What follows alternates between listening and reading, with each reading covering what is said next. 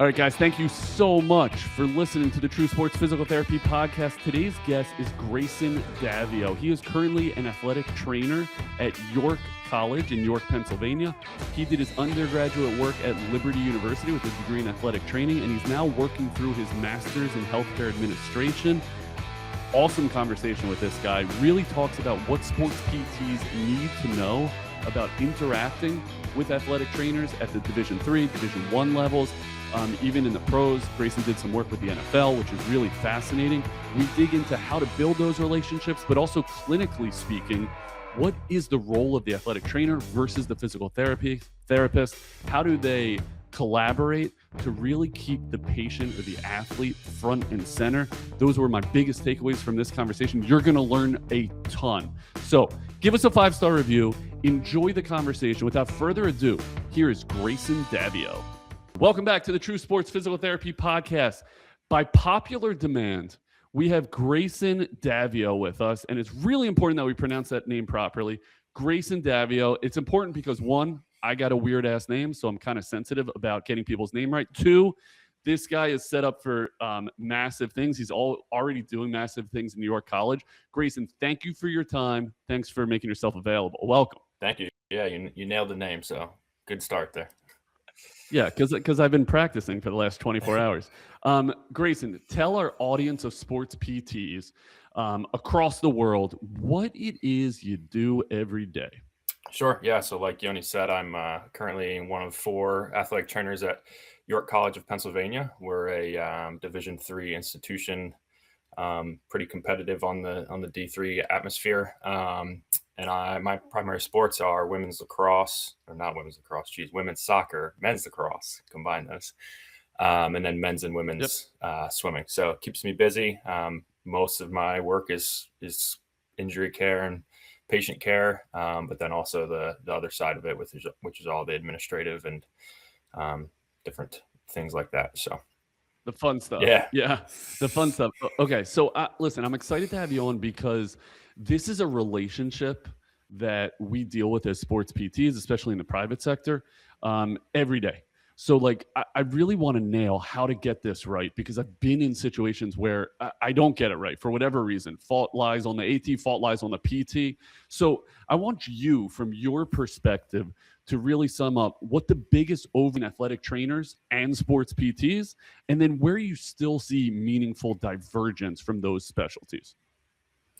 Sure. Yeah. And I think that's something, collaboration with PTs has been so important to me. And I think it's something that I naturally started to do and didn't really realize that it was it wasn't the status quo until kind of talking with some of your crew at True Sports York.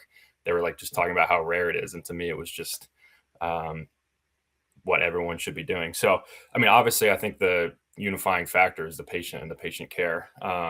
I think in terms of clinical scope and everything, the rehab is where, we line up very strongly. I think our scopes are very similar, meaning that what we're allowed to do with them is very similar. Obviously, state to state, you're going to have some of that nuance. I think where some of the divergence comes in is in the depth and experience that a PT has compared to an AT. And I also think you have to think about each patient or each clinician being different, right? I'm 3 years into my career, a very recent education. And so me compared to someone who's 20 years into their career, who's seen hundreds of ACLs, is going to probably navigate that relationship differently. So I think when it comes down to the rehab itself, that's kind of where we cross. Now, each clinician's and relationship, right? Me, even at York, True Sports York, me working with Danny versus me working with Josh are going to be 2 different things because I have strengths and weaknesses, and then Danny and Josh both have different strengths and weaknesses, right? So I think it's really just finding what is the differences between the each clinician, and then just optimizing that for the patient's betterment is really where I see the goal being. Yeah, so that makes a lot of sense. I worked very closely with an outstanding athletic trainer named Colin Francis. He was at Morgan State at the time. Now he's at Howard. He spent a couple of years with the Ravens, and I think at Indiana. He put together a Venn diagram for me, and this is before Kamala. Like, he puts together a Venn diagram of like the strengths you guys have, some of the strengths we have, and then where they cross over. So the way I see it, and please, Grayson, like jump in where maybe I'm missing something. If I'm going to generalize, I think we cross over in that midsection of early stage rehab, like figuring out how to get our basic principles, range of motion, muscle activation. I've seen ATs be really good at that. Then I think the sports PT, like taking it to the other side, can be really good at some of the performance side. If they've done their homework, like true return to sport, not just testing, but how do you teach acceleration, deceleration? How do you program around that stuff in the gym? What's the crossover to the field? Getting sports specific, although I think we get a little crazy about that on our end. What we don't know, where you guys really thrive all the way on the other side of the spectrum, is that acute care management. Whether it be taping, whether it be like immediately post-injury, things like that. Dude, there's so much of that world. I don't know. Tell me what I'm missing from that Venn diagram, if anything. Yeah, I mean, I think that's a really good thought process, and right, that acute injury phase. And I think honestly, you think about, we're probably evaluating injuries significantly more volume-wise than a PT was. So certainly different depths of evaluation at times, but I think that's that. Also, you look at our whole emergency care side of scope. It's not uncommon for me to go through a day in the clinic where I'm, draining a toe blister, I'm dealing with a head injury evaluation or rehab, and then I've got that hamstring. Oh, and then my post-op ACL comes in, I have to deal with, so that kind of variability I think is different. And then you hit on something else that was good. But yeah, I'll leave it there. I forget what I was going to comment on. Okay. So, but you're making a great point. Like, I'll tell you what I love about ATs. And one of the reasons I love hiring AT/PTs for our outpatient setting is the grind. You're like, the AT world's ability to work long ass hours is really impressive. I've seen that bode really well towards like our model in sports PT. So it kind of like checks that box for me. The other thing is your multitasking. You're in athletic training rooms with multiples of athletes. We pride ourselves on the one-on-one. I've seen therapists really struggle when they have a patient overlapping or something like that. Tell me about like where that has shown up in your career, your ability to multitask, and then some of the grind, because I think the sports PTs out there listening need to learn from that. Yeah, I think first, the one I thought of what I was thinking about the last one, I think the us being in the athletic model, navigating the coach relationship, the players, the team relationship, kind of being that, like, you're the front facing, the coach is asking me questions every day, like understanding that. I think that's another difference there. Regarding your question about kind of, well, one, understanding the grind. Yeah, I think that was a big wake up call for me coming into the profession. Obviously in school, and the master's switch has kind of changed it a little bit. When you're a student, you feel like, oh, I'm doing what an AT is doing, like it's the grind. And then you graduate and it's fire hose and you're there, and especially as I was young, trying to gain my, respect, and also just figure out what the heck I was doing. I think and it's going to depend setting to setting, but I think most ATs are working a minimum of 6 days a week. Even if we're not working on that seventh day, we're dealing with different things. I wake up to text every single morning to patients and athletes texting me, PTs, it's 10 o'clock and I don't go into work until 11 or 12, but I've already texted 3 PTs this morning about things.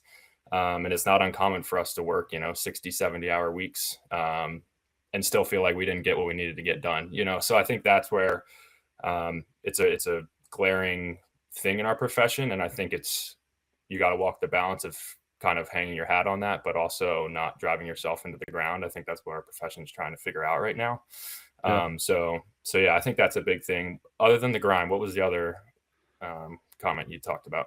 Well, I think, and it's the multitasking, like managing so many different things, multi-athletes at a time. Like, how do you strategize around that? I'll give you a quick story. So I worked in-house at University of Maryland, Baltimore County, UMBC, and I had been a PT for 12 years, probably prior to getting that gig.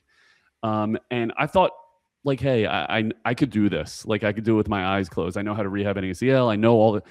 And I would walk into that room and I would prep for an hour, 2 hours prior because of the onslaught of patients and how unpredictable it is. It's so different than working in an outpatient clinic or a good outpatient clinic where you have this one-on-one time. So that was a massive weakness in my game. How do you guys get really good at that? And give me some tips with managing multiple athletes and still making them feel like they're getting outstanding care. Sure. Yeah. I mean, I think I would consider it more of an art than a science, to be honest. I think the best word is triage, like, and not just in the simple terms of like, which patient has the most, acuteness, but Mhm. literally just thinking about all the factors, right? It could be, because I'm not just dealing with one team at a time. It could be, I've got my in-season athlete, my out-of-season athlete, who do I need to get out to practice versus not? Who can I give some form, who's more independent that I can get them started on something and then go take care of the evaluation that I need to be hands-on for. So I think there's a lot of that. And then, so I think it's very variable, right? Obviously, it's going to depend on your situation. But I think one, It's never preparing, slow, Grayson. It's never slow. Like yeah, I've never seen an AT room where you're like working one-on-one with an athlete for 45 minutes. I feel like it doesn't exist. yeah, for sure. And I think, and well, I'm sure we'll dig into this later, but I think this is where I also consider this is why PTs are like I need PTs in my corners because, right, as much as I want to give that post-op ACL the time and attention, and sometimes I might know what I need to do, the reality of it is that like sometimes my circumstances just simply don't allow for it. And so instead of letting the patient sit there and get behind or not get the care they need, I'm just going to tap someone else in who has the time and has the attention that they can give the patient. Because if I can't give it, that's not a reason to let the patient fall off the trail. It's no, I need to find someone who can. And that's kind of my thing is if I can't do it, I need to know, okay, this is who you should see Yep. that can do it. Okay, so tell me about the instance where you have 4 athletes in front of you. They're rehabbing different injuries. They're in different stages of their rehab. How do you manage that? Like, what are some tricks that have worked for you? Yeah, I mean, I think I've learned that being really thorough on your initial evaluation and your initial like rehab plan setup is really good, and then kind of setting the expectation for them. Um, this can look differently, right? I think the ideal situation is that you minimize how major some of your injuries are, right? And so, like my lacrosse guys have learned kind of by working with me, is I want to know about it when it's tight, stiff, sore before it gets to an acute injury, and so that helps me, helps them too, because I'd rather give them 3 exercises that they do regularly and well, and that helps them, than give them 14 exercises when it's not really what they need and they're not going to do it and all of that. So I think one is managing the expectations on the front end to help kind of reduce that load. And then I think too, like talking to them about, right, like I can't watch every kid do every exercise and know to progress them every single day, right? So when I'm first teaching them the exercises, I'm thinking about a lot of their cueing and then anticipating what might become compensatory things and telling them this is what I need you to think about. So then it doesn't have, obviously it's ideal if it's an experienced clinician, but sometimes I can't. And then Mhm. 2, a statement I say all the time is nothing we should be doing should be easy or wasting your time, right? And so if you get that, you either need to let me know or make it harder by with this exercise, increase your weight with this, or just let me know when this exercise gets easy, we're changing it. And so kind of setting that expectation from the start, I think can be really beneficial so that they have to have some form of autonomy. Because if they don't, then it's just not going to progress. Yeah, I love that because what you're laying out is the education side of what you and I both do. And so at all times, we say this like crazy at True Sports, the patient should know why they're doing what they're doing and then how to make it harder. Or at least if you're one-on-one, then the clinician should know that. But in your situation, the patient should know that, how to make it harder, and then how to scale it. I think that's a great way of looking at it. You may also made a great point of you want that initial eval to be so spot on. You're not going to be able to cover everything, but if it gives you a real sense of where the athlete is and then the education part of you telling the athlete where they are, that really sets you up for success. So I love that. The other thing you mentioned is like getting PTs in your corner. And you referenced it, but you didn't call it out to the volume that it could be, which is what is the actual goal of what I do for a living, what you do for a living, Grayson? It's to get the patient or the athlete better, right? That is number one. So what is going to accomplish that? It's every exercise is dialed in, every repetition is dialed in. Also, how do I pull people in to make sure that the athlete, if they are the focus point, is getting everything they need? That comes from a sense of humility. It actually came up in some of the prep that we were doing, but that is a theme that oozes out of you, is like, hey, I'm just here to give the athlete what they need. And I don't care where they get it from. They just need to get it. Sometimes it's pulling in PT, sometimes it's not, sometimes it's patient education, sometimes it's not, but it's keeping them front and center. Where did that sense of humility come from? Yeah, I think you hit it right on. One, obviously, I think humility is going to come in someone's life outside of just their profession. I think it's going to be hard to find someone that doesn't search for that in their personal life and then just is this humble clinician, So I think that, for me personally, just transparently, that comes a lot through my faith, I think. I think professionally, where it kind of started for me is throughout my undergrad journey, every break I would get, whether that's winter break, summer break, whatever it is, I would basically say, okay, what job or internship can I get based on my current knowledge, right? And so that started with going to EMT school. Then it became being a PT tech. Then it became interning at a local orthopedic clinic with athletic training. And so I think what that did is it really helped me understand the different strengths and weaknesses that each profession and setting brings, and then realizing that they all have those strengths and weaknesses and AT alike. And then how do we just optimize those? And like you said, it all comes back to the patient has got to be, and their care has to be number one. And I think that just comes pretty naturally to me, because that's just what I'm in this profession for. I think we're in a really dangerous spot if we let our own, pride or capabilities or territory kind of get in the way of that. So I think if you are thinking about that patient all the time, I think that collaborative nature and some of those things will come naturally. Where do you see it modeled along your career? Like, who really exemplified this? I think part of it comes from working at the Division One, like not working, but I did clinicals at the Division One level. And I think obviously with all the boosted resources there, I think it's kind of ingrained in just how the organization operates. And then I think what I realized is then once I would go back down to the high school or even college, D3 college level, everyone just loves to blame resources for like why it's not this way, why it's not this way, why it's not this way. And half the time, look at nutrition, for example, right? Like resources are not controlling whether a kid makes a PB&J before a practice. Like that's not a resource issue. So I think that's what it's ingrained, and people just think it's at this top D1 and pro level because of the resources. And then when you come back down, the same thing can happen. Sure, it's going to look different, right? But for example, right, we don't have PTs in our clinic as part of our team, but if a kid, well, he might have a secondary insurance claim, he might have primary, whatever it is. Half the time, if the parents, when you talk to them, they're like, I don't care what it is. Like, we just need to give them the care we want, right? It's not a resource issue.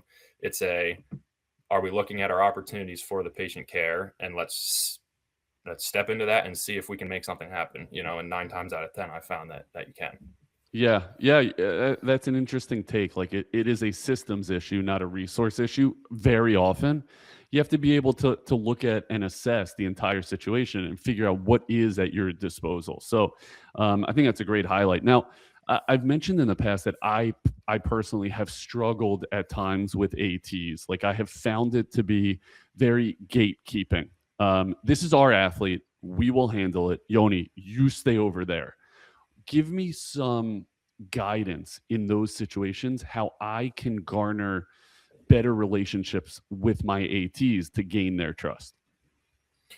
Yeah. And I think first and foremost, I think one of the biggest things is we have to look at clinicians and experiences and interactions as individual. Like it's a cliche statement, but like, right, you're a very different PT than someone else that I've interacted with, and same thing. So I think it can be unproductive when we just transfer, oh, okay, I had some PT that didn't know what they're talking about. And same thing with that. I mean, there's plenty of ATs, that are gatekeepers, or they don't want to work with other people, or they might not have as strong of knowledge.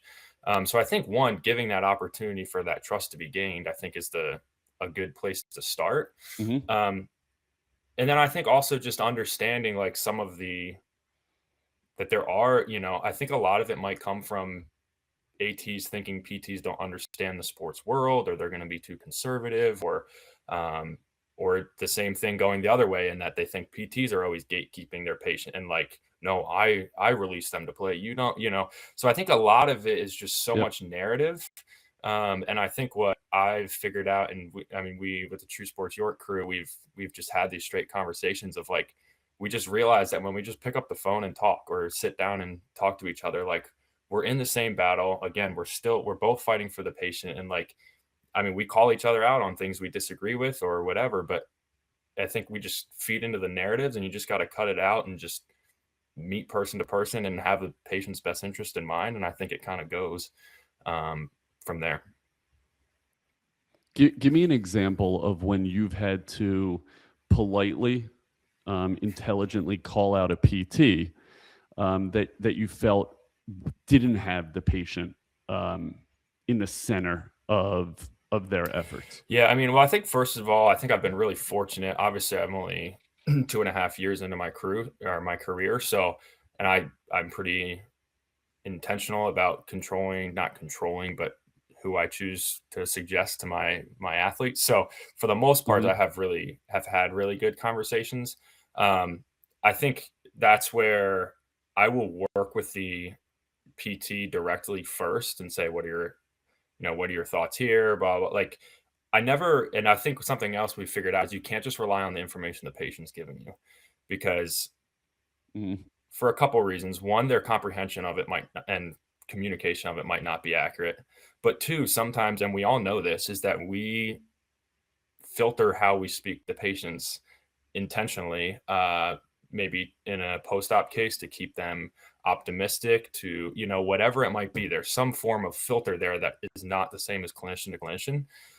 So I think kind of getting directly clinician to clinician and figuring out, okay, what are both of our stances on this?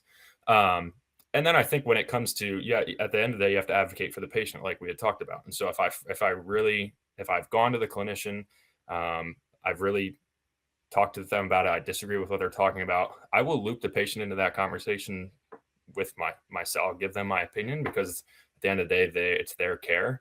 And so typically what I'll do is I'll educate the patient on what I think is going wrong or what needs to change, and then ask if they'd like to pursue pushing into that, getting a second opinion, that kind of thing. So they're super nuanced. But collectively, I haven't had to have a ton of those conversations. But that's kind of a little bit into what it looks like. Well, yeah, but I think that's good advice also, like for all the ATs out there, by the way, for all the sports PTs, to number one, judge the clinician that you're working with independently or individually, right? Instead of like grouping us all into, well, sports PTs do this. It's getting to know who it is that you're sending to. I think that goes a really long way to try to like grease those wheels. I think that's good advice for us, like on the sports PT side. Like when I asked about like what develops a strong relationship to allow me to collaborate with you on the athletes, it's getting to know the AT, what their take is. I think that's really good advice. Give me an update on where the current training, education, and wherewithal is, because I think so many of the conversations I've had with ATs, they're so different when I talk to you, having been out of school for 3 years, versus a guy who's been doing it for 20 years. Like your level of education is different. Your expectations, your autonomy, they're super different. I got ATs that are running a full caseload as physician extenders where they don't even see the surgeon. They're just seeing ATs. I think the field has really blossomed and changed, I'd say, over the last decade. Tell me where it is you guys currently stand as it pertains to rehab. Yeah, I think the first thing is, for people who maybe are less familiar with athletic training education, would be the shift to a master's level degree. So to sit for our certification exam now, you have to have a master's level. I'm kind of in the unique spot that I was the very last class to sit for my certification with an undergrad. And so I think there's, everyone's going to have their opinions on how that shift has played out. I think the profession's goal was for it to impact salary primarily and respect in healthcare.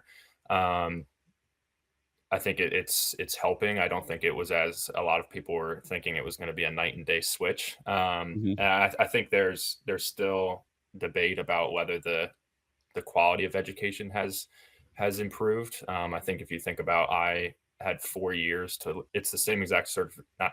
It's obviously progressing, but I sat for the same certification exam as master's students did, and I had 4 years, all focused on athletic training education, whereas they did the same thing in 2 years. So their undergrad can kind of determine that. So there's some kind of nuance there. And again, this is part of why you have to take every clinician as a separate clinician, right? Because our educations might be so different. Is that a problem? Maybe, right? But like, my experience and my education might be so different than someone who's graduating right now, and we're only separated by 3-4 years. And so I think that's something to think about. And then I think Yeah. kind of what you were starting to allude to is our scope of practice has gotten really big. Our settings that you can find us in has gotten really big. We've kind of transferred from like athletic population to active population, which can get stretched really large once you just consider an active population. Well, I think it's good for athletic trainers themselves, right? It helps people, they don't have to be on the college athletics grind or the traditional setting grind. Um, I think as we continue to broaden and broaden and broaden, make our scope bigger and bigger and bigger, I think at some point, how far are we stretching, is kind of my thought there. So I think that's kind of interesting to see how that kind of plays out. But I think that's why there's so much, you know, my rehab background, right, versus a clinical AT who's just doing, like you had said, just doing evaluation and basically managing the surgical care process, right? How are their rehab skills going to develop over the next 5 years? They're not, Yeah. right? And so I think that just proves that it's so individual based, and you've got to think about the clinician you're working with and understand kind of some of those differences. Yeah, and I think that's a really interesting point. Like when I talk to physician extenders, they are unbelievable at the diagnostics. Like you meet them in a treatment room, you come up with your diagnosis based upon whatever testing, looking at imaging, et cetera, coming up with that. But if I talk to them about how to load an athlete, they're totally in the dark. It's so individualized. Versus I talk to you, you're living with these athletes in the athletic training room. You're as good as some of the best sports PTs I've seen because you're in the grind, as you called it. Like you're actually loading the patient, but perhaps the diagnostics aren't there because it's not what you're doing. So it's super individualized. Also, I would say outside looking in, the skill level and the knowledge base of athletic trainers, if I had to group you guys together, has definitely advanced in the last 5-10 years. I mean, long gone are the days where ATs just sat with an ultrasound wand on an athlete while like barking orders across the athletic training room. I think you guys have come a long way. And I would say the same thing in sports PT. What do you think the next step is? Because you mentioned masters. I'm talking to some ATs that make me call them doctor. So like you're even pushing towards like the doctorate world. Like where is it going? Yeah. I think that's I think a lot of athletic trainers are sitting with their hands folded, kind of watching it all play out. Yeah. I think we're moving towards more of a medical model. If I had to guess, I think there's pushes for third party reimbursement specifically. I think that would certainly make a large impact on that. I think there's a lot of people who sit back and just push for third party reimbursement for athletic trainers, but they don't realize what that's going to do to not even our day to day, but all of our like people just don't realize how massive of a change that is, and like By the way, it's not just yeah, good. Like as a guy who yeah. lives in that world, it sucks. Yeah, right. And so, but again, it comes down to, well, maybe we'll finally get compensated is the thought process there. Yeah. But that's just, I think that would be way more of a painful process than people think. So I think that shift would certainly, move us towards more of a medical model. I think also we're starting to realize that like we kind of just integrated into athletics and kind of just flew by the athletics model. You kind of have an AT that rolls with each team. I think the profession is starting to realize the value in healthcare administration and some of those more formal, systematic and policy development type roles. And while it's in our scope as athletic trainers, it's just, again, not like our forte, right? And so I think those roles are becoming more and more apparent. There's athletic trainers that are specializing in that, or especially at the higher levels right now, most programs are having like a director of sports medicine role or director of health and wellness kind of thing. And I think having some of that back root, like policy development and some of that structure is really going to help take some of the stress off of ATs, because I think we're just so overwhelmed with like our day to day that sometimes we know some of that stuff needs to be developed and could help us and all of that. For example, like insurance policies and stuff is, as much as we probably deal with 1% of what you guys deal with insurance, like it still consumes us sometimes, because it's just not what we do. And it's again, if we're focused on the patient, like it's important, but it's like that's the last thing like we want to deal with. Whereas if we start to develop some of those systems as a profession and kind of normalize those standardizations, I think it can help. Okay, so that makes a lot of sense. That's a really great encapsulation of some of the things you can do with AT. You're in the process of getting your master's? Correct. Yeah, I'm in my master's of healthcare administration. Okay, so walk me through that. Why are you doing that? What are you gaining from that, and how has it colored your day to day? Yeah, I mean, so I think I've kind of, since I've graduated, I've known, well, one, I'm going to have a master's to remain marketable, you name it. And, now that I'm an undergrad and a master's level profession, right, you can't, there's some extent to needing that, which some could debate the importance of that. But anyway, Yeah. I think what came for me is, what do I want to do my master's in? And so I've always had a like interest and desire in these more administrative things. And so I kind of entertained the professional master's route is kind of dying in athletic training, right? Because everyone has a master's from their start. And so there's not really much master's program. But then my thought process was kind of like, well, do I want to go pay a lot of money to learn some more, learn how to be more research based, and not change my scope of practice or what I do, like in terms of like what can I do, Hmm. or do I want to branch into something that I'm interested in that kind of expands my knowledge base, gives me other routes, and I think a lot of like I'd said, a lot of ATs are sitting and waiting right now to see what the profession is going to do. And to be honest, I have to set myself up for, if I don't like where the profession's going, what else am I going to do? And so I think that master's in healthcare administration kind of gives me another route. In terms of application to what I do, it's been like super eye-opening to me. I think, like I had said, I think a lot of athletic trainers are in that athletic model. And so we just don't really think about the grand scope of healthcare as frequently. I think it's totally made me, I think I had kind of talked about it a little bit earlier, but I think way more systematically and operationally now, opposed to just like getting frustrated with what the end result is in front of me, right? And so whether that's the kid who has to wait another week for insurance authorization, or it's why can't I just send the kid to PT and they just get him in right away, to all right, who do I follow up with when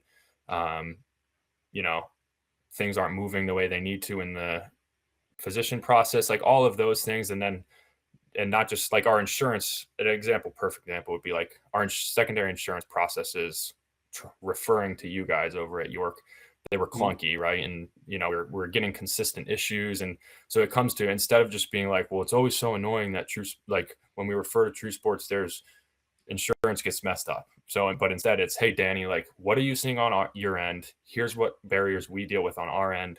What can we both change to make this process smoother and get our patients the care they need quicker? So I think it's part of that transition of like, not just looking at the impact of healthcare systems or our systems, and instead saying, hey, what's the deeper cause here and how can we fix it? Yeah, that's an awesome way to look at it. Twofold. One, you're taking a systems approach, right, to an individual issue.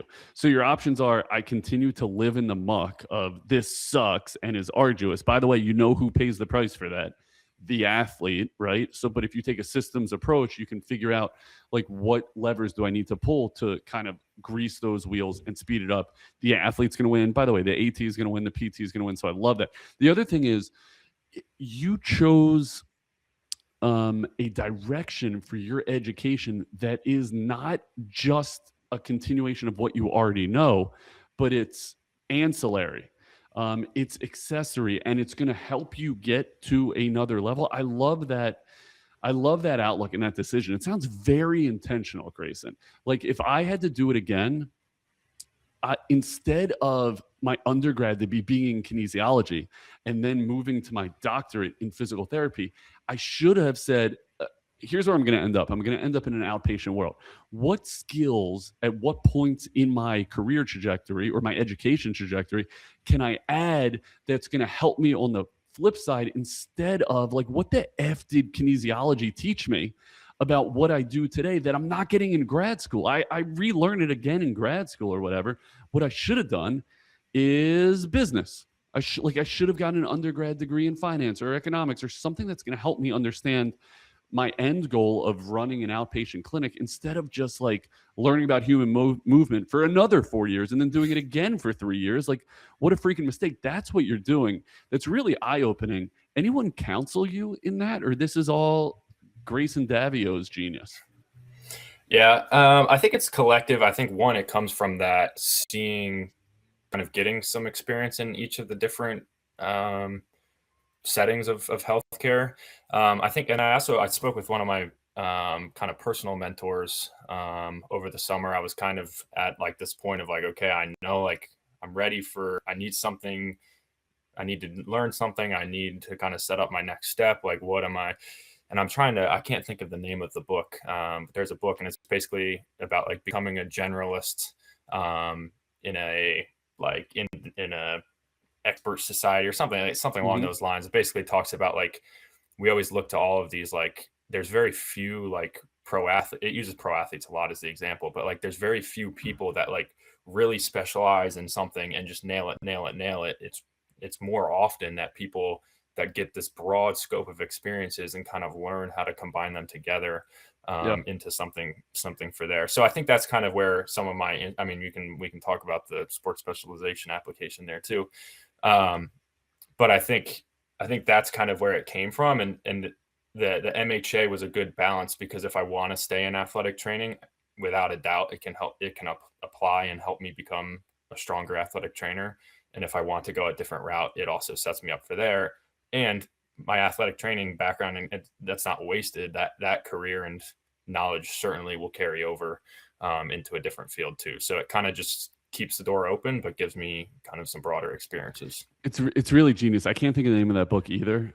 Someone listening right now is like, oh, it's obviously called this. I think they talk about Federer and like he came up, right? Like he's a volleyball guy or something. And then like it just merges into tennis. You're right. Like Range. It's called Range. Yeah. Awesome book. Which is like, I mentioned I should have done like business. Another thing I could have done was athletic training. It's like when I'm looking at resumes and assessing people's ability to join True Sports, everyone has a DPT that's applying, right? So like, what else are they adding? Like I recently interviewed someone who had an MBA. I'm like, that is fascinating to me. Another skill set, also a PT. So he like checks that box. That's really interesting.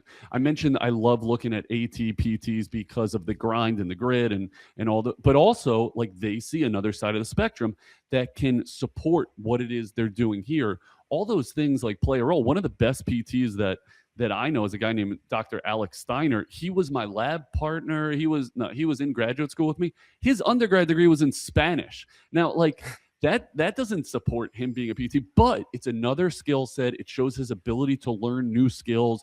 All of that transfers to me when I'm making the decision of, hey, do I want this guy to join True Sports? I know he's a quick learner. I know he's a wide range, to borrow your term, of abilities. That's really interesting to me. Good on you for choosing that. Also, like you said, like if the AT world isn't where you want to spend time, you can be like a director of performance or like director of medical, et cetera. That's really fascinating to me. Like thinking of those and like the other specialties in our world, you collaborate with more specialties probably than most medical professionals. Like you interact with physicians, you have to speak their language. You interact with schmucks like me, you have to speak our language, right? You interact with strength coaches, and like on the daily, you interact with skill coaches, like you said, you're talking to the head coach every day. So give me, when it comes to the rehab process, like where do you see all of these specialties, how they fit into the athlete's journey, and who really drives the bus? Yeah, I think that's good. I think it's one of those where we all have an ideal situation, right? I think having the right people on the bus is going to be really important here. Just in some settings, that's more controllable than others, right? So I pretty heavily control my outside referrals. Obviously, the patient has their care at the end of the day, but they trust me, and so who I refer is likely going to have strong influence on them. So I think one, learning those individuals and learning who you want on your team is going to be the right start. And then from there, I think it just comes down to, like, I use the word like social intelligence, where I think that's a really hard skill to develop, but I think it's really important. And again, I think that comes from having all of those broad experiences, right? And not just assume, like, I'm not just trying to get those professionals to fit into my world, right? I'm trying to learn about their world, trying to learn about what barriers they might be facing, why their language is different, or what factors they may be thinking about that I'm not, right? And then how can I communicate with that individual, considering their biases and my own biases as well, So I think that's where it just, and that's life and professional, right? Just like anyone, how you interact with people are going to change. But I think that's what it comes down to, is really thinking about their setting and thinking about what they might be dealing with that you're not, and then how do you tailor that appropriate. And sometimes that might look like, hey, I don't know what your perspective is on this, tell me, like, and that, I do that all the time with different people, and specific to an injury or just in general, like, can I just step into your world for a little bit and like help me understand like what you deal with here, so I think that's really important too. That's really interesting. I love your point on emotional intelligence, because my follow-up question was going to be, because you're like, that can be developed, and I was going to ask you how you develop it, but you answered that, which is you spend time, or at least in conversation with these others. It reminds me of an example. I went to visit, this is probably 12 years ago. I finally got a meeting after working on getting that meeting for 5 years with Maryland's best upper extremity surgeon, a guy named Dr. Anand Murthy. He's an absolute stud. So I get into that meeting, I sit down. He's like, meet me at 7:50 in the morning in my office. I start seeing patients at 8. Fine. I sit down at 7:50. I give him my elevator speech. I'm trying to listen. I'm trying to earn trust, all this stuff. And at 7:59, he stands up and he said, hey, I got 60 patients to see today, so I need to go. And I'll tell you why that helped me. It helped me because down the road, I would hear from patients, my shoulder's doing great. Dr. Murthy didn't like spend that much time with me when I went for the checkup. And instead of saying, man, that guy's an asshole, it's like, I know he has to see 60 patients. Like, we care that he's holding the scalpel. He happens to be a gem of a guy. He just can't necessarily spend all the time in the work because he's got 60 patients. But I learned that it gives me a better understanding of what he does and why he does what he does. And I think that's the way to build a Rolodex, to figure out, who do I want on my bus and why do I want them on the bus? Better believe I want that guy on the bus because I know he's the best outcomes. I know he's the patient at heart. I also know he has to see 60 patients in a day, but it colors the entire picture. I think like your examples like really highlight that, of who you need to kind of have. Also, it's okay for us, the sports PT, to have Greyson drive the bus. You didn't answer that part of the question, but I think it's important for PTs to understand it could be that the AT has the ability, should be driving the bus. We are a team member in that. We don't necessarily have to be driving the bus because Greyson sees him every day. I see him twice a week, 3 times a week. There's really value there. And you taught me that should come from really knowing, like spending the time to know who it is you're interacting with and why they may make some of the decisions they make. So thanks for highlighting that, Grayson.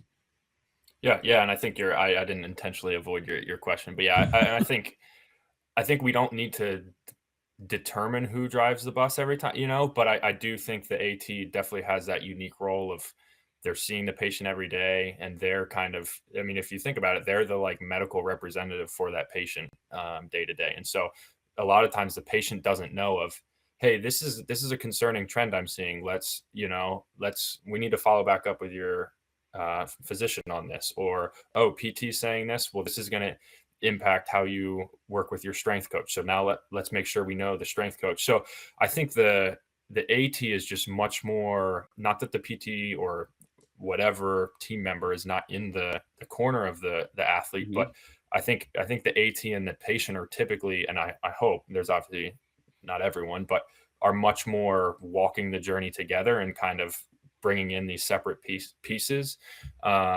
Whereas the other specialists are just kind of keep making their contributions, which is absolutely essential. But when it comes to, okay, now who does the patient then come back to debrief that session? It's probably going to be the AT. Yep. So I don't think we need to say this is who always should do it. But I think just naturally the setting kind of encourages the AT and that PT or AT and patient relationship a little more naturally.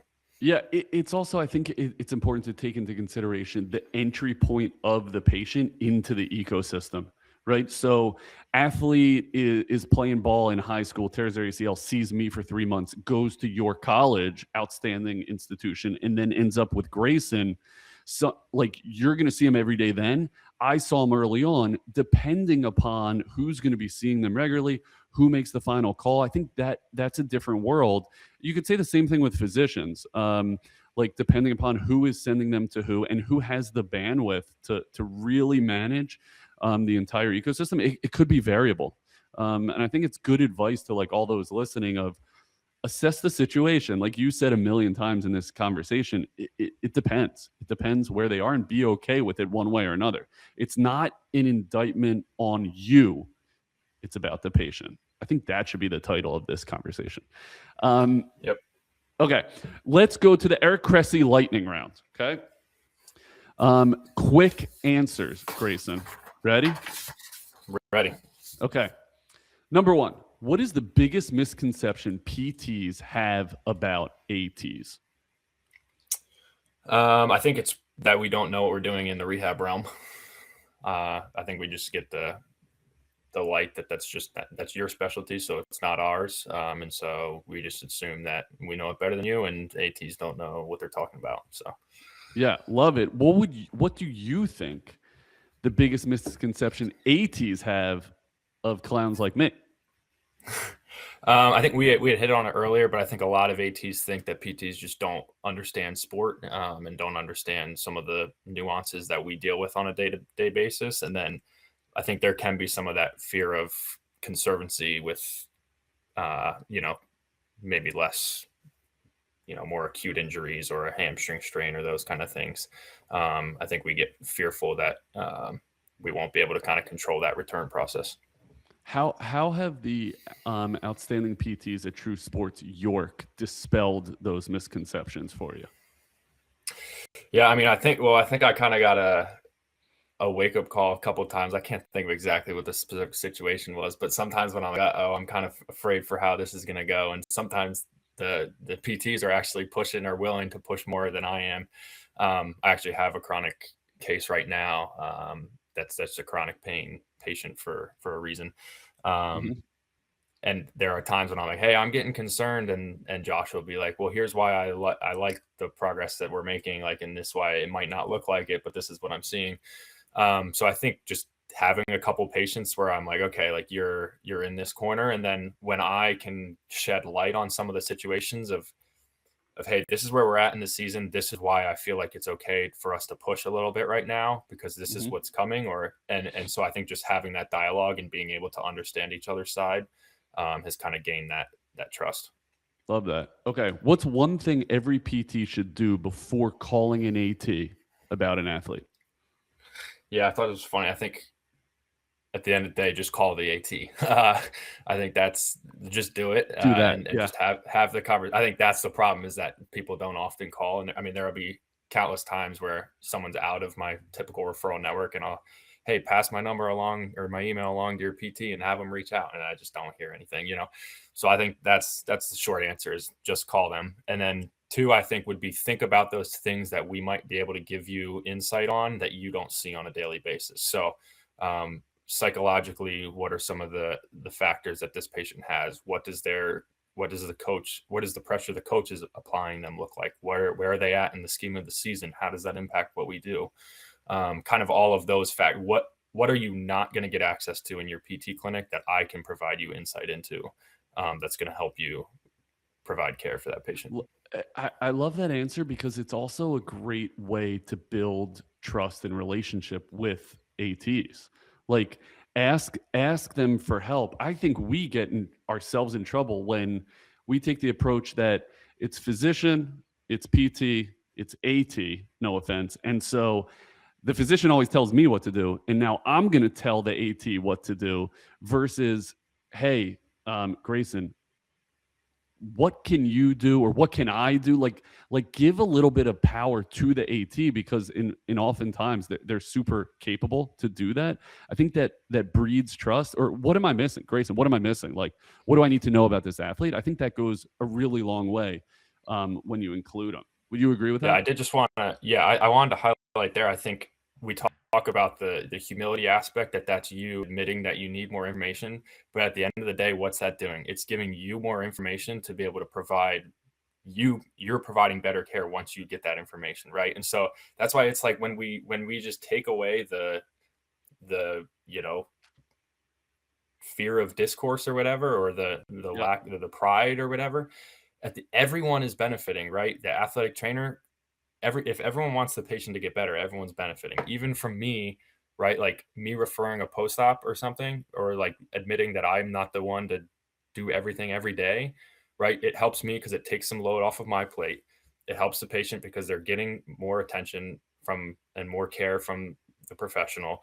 The PT is getting a referral, which at the end of the day, it's business, right? And so that's benefit for you too. And then us all working together, we all take some pride hits, but at the end of the day, it's helping everyone. And so it's such a no-brainer, I think. I love that. You're right. So much of this is a no-brainer. So much of this is an issue because of ego. That doesn't just go to PTs and ATs. That goes to docs and strength and everything. We get in so much trouble when we think we know everything. PTs are so good at that, at thinking we know everything. Dude, it kills me. Here's a pet peeve of mine. This should have been a question in the lightning round. Pet peeve of mine is when I hear PTs say or start sentences with the words, I fixed them. You didn't fix crap. You helped the athlete fix themselves. Like that's where our focus needs to be. We get ourselves in so much trouble from doing that. Or, this is my athlete. It's not your freaking athlete. They happen to show up on your schedule. You're lucky you're a part of the journey. It's a total mind shift, and like a reframe, to quote Scott Adams. Like, and those are really important. Greyson, dude, I wish all ATs were like you. I wish all sports PTs were like you. Tell me where everyone can find you, because I think a lot of sports PTs could benefit from your approach, your knowledge base, your curiosity, your humility, which just like jumps off the screen. It's really, really impressive. Tell me how everyone can find you or get in touch with you. Yeah, I'm actually turned into an old soul, so I got off pretty much all the socials. Good move. LinkedIn is my one that I stay steady on. So yeah, welcome to connect with me on LinkedIn. Message me. I think people are so afraid to just reach out to people too. So feel free to reach out. My email is on the York College website as well. So yeah, always near or far, always happy to collaborate and chat it up with anyone. So yeah. Dude, you got a bright future. I'm going to send a thank you note to the Willie boys in York. This was a great recommendation to have you on the pod. Greyson, thank you so much for your time. Thanks for teaching me. Yeah, of course. Thanks for having me. Guys, thank you so much for listening. Let us know what you love. Let us know what you hated. Let me know another athletic trainer I need to have on here. Always open for feedback. True Sports PT on Instagram. That's all for now. Bye-bye. Bye-bye.